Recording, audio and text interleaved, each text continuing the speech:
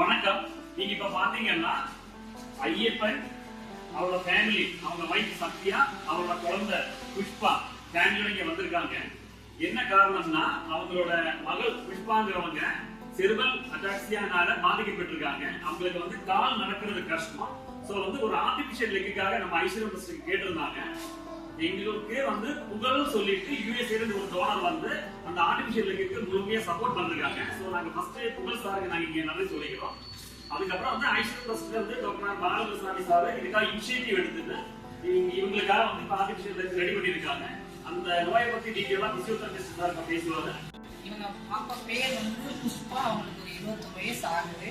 அவங்களுக்கு ஒரு 12 இயர்ஸ் இருக்கிறப்ப அவங்களுக்கு வந்து செரிபல் அட்டாக்சியா ஃபீவர் மாதிரி வந்து செரிபல் அட்டாக்சியா இருக்கு.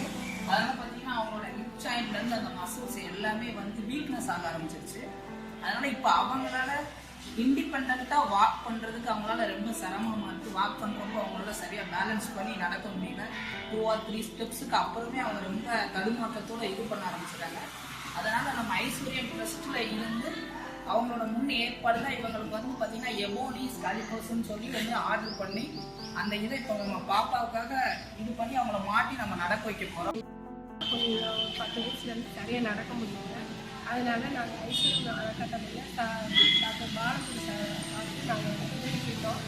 அவங்க யூஎஸ்ஏலேருந்து புகழ்ன்ற சார் மூலயமா எங்களுக்கு இந்த ஷூ வாங்குறதுக்கு ஏற்பாடு பண்ணியிருக்காங்க.